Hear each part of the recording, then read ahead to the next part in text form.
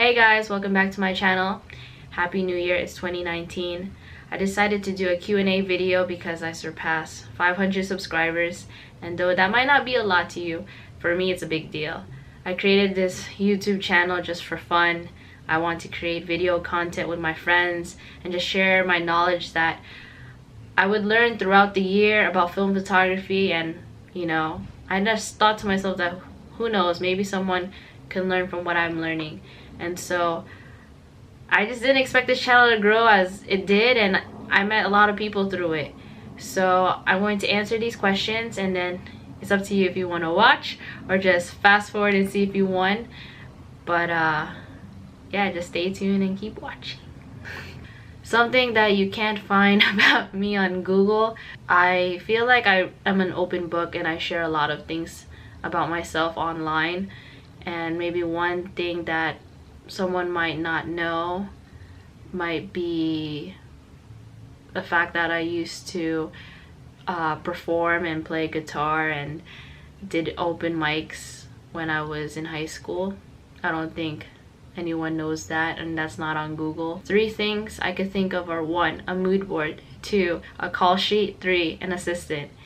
Why 1 is because a mood board helps you remember what your concept is and what you're trying to execute or create, and it helps the team understand your vision. 2, a call sheet helps everyone know who's on set and just keeps a record of what's going to happen. And then 3, an assistant, because if you can't remember everything, at least one person does. I always get this question a lot, and because photography is very saturated nowadays, especially the fact that everyone has a cell phone that has a camera and everyone just takes photos and shares it off on social media. So what distinguishes me from everyone else, I believe, is the fact that I feel that everyone is their own person. And I feel that when it comes to my work, I try to compile everything that I like into what I envision.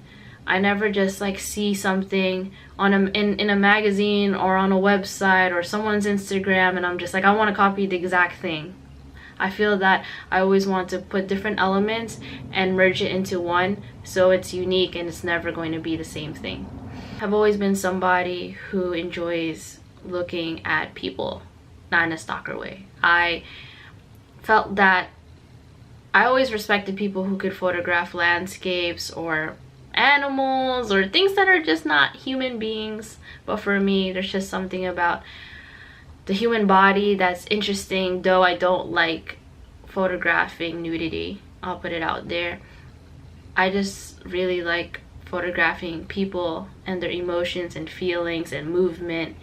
And so I've always just gained an attraction to wanting to photograph people. I don't know necessarily what's the exact answer, but I rather photograph humans, people, than anything else.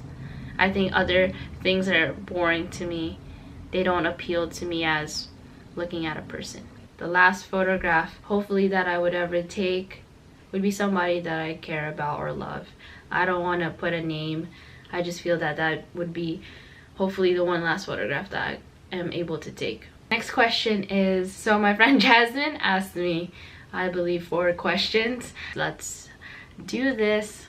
So far, my favorite place that I've ever photographed was Iceland. I feel like that's the most picturesque place I've ever been to. It's like you could look anywhere and it's just like you could just take a photo and it will always look good. I think that's just such a hard question because I don't think I've obtained that photograph yet where it's necessarily my favorite. There are definitely favorite photo shoots that I've done, but not necessarily a favorite photo. Why is that? I think that I go through my work and they're more of a set than just an individual. The projection photo shoot that I did recently in August, I like when I do photo shoots and they aren't what I thought they would turn out to be, but then they actually turn out even better. And that's what usually happens. But that projector photo shoot I was very nervous about because I never worked with a projector and it actually turned out really good. So as of right now, that might be currently the photos that I could say that's my favorite. I'm focusing more on filmmaking now than photography. Do videos based on film photography, or just bows, or whatever comes to mind. But as of right now, it's going to be more motion than stills. And last question, if I win, would you teach me how to work the camera? If you win, Jasmine, or even if you didn't win, if you ever had a question about photography or a camera, I'd always help you. So I got a question from my friend Swan. She says, I love you. Do you love me? LOL, JK. What is your spirit animal? If anyone knows me, my nickname is Swag Cat. And so I always said that my spirit animal is either a black or a white cat. There's no in between. I do like gray cats, but I see myself always as someone who's black or white. Either a black cat or a white cat. And if you ask Joseph, he will answer why I think of myself as a cat.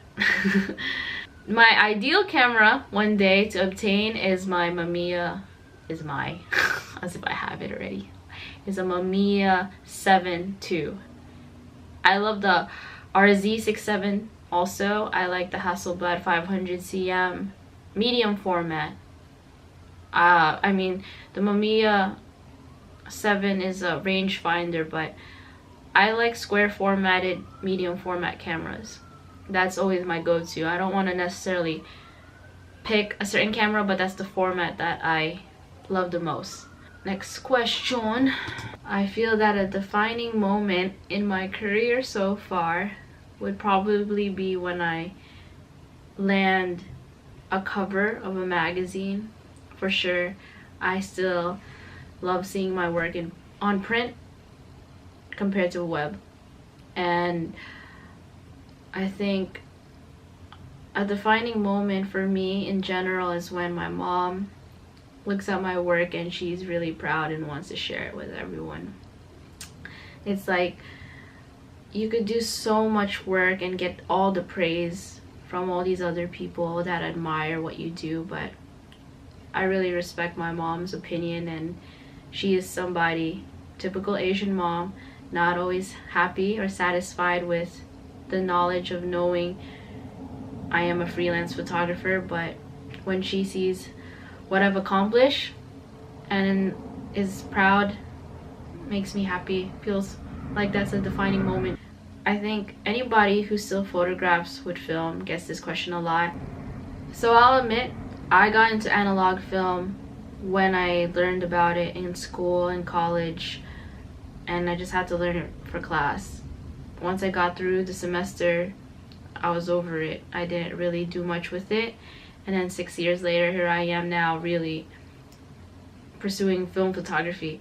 So I got into it again because there's just something about film that cannot be captured digitally, and that sounds like a common response, but the whole process, I photograph with my DSLR the same way as I would shoot film, which I never even noticed my mannerism until someone brought it up. So the way how you would have 24 or 36 exposures on a film roll, despite the fact that I could have a big memory card with a lot of space, I still photograph people the way I would shoot someone with an analog camera, and I don't take advantage of the whole multi-exposure aspect of a DSLR. So once somebody brought that to my attention, I was like, you know what, maybe I should try to get back into analog film, because I work in the same way, just digitally. And also I just kind of wanted to indulge and get into something different that's not my typical routine. So it's kind of over digital. I still shoot digital for client work, but mostly, if I could, just shoot film. I decided that I am going to give this Olympus point and shoot camera, it's a Olympus Super Zoom 3000 multi autofocus.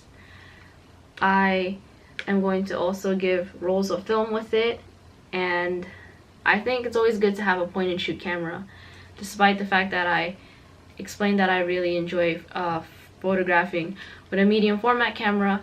a point and shoot is always just good to carry around. I would rather carry a point and shoot camera than a cell phone any day. I feel that it's so fun to photograph anything and everything, and you don't have to finish the roll right away, and then next thing you know is like you forget what you shot because you can't see a an LCD screen or anything like that, or you can't go back on a memory card and look back at what you photographed. So then when you bring it back to the shop, or if you develop on your own and then you see what photographs you took or how it turned out, it's like Christmas always when it comes to seeing a roll back and seeing what you photographed and the outcome. Just a great feeling. I think that's what I also love about doing analog film or working with analog film. So the winner of this camera is my friend Swan. I hope that, you know, her being in Houston, she can use this camera and photograph anything and everything there, and hopefully she'll share it online. And she travels a lot, so I think this camera would be in good use. So thank you for everyone who watches my videos. It means so much, it means a lot. It means the world to me. It makes me happy, it makes me smile when I see a notification, and it just helps me keep going in what I do and motivates me to keep creating content. So stay tuned for the next videos, and till then,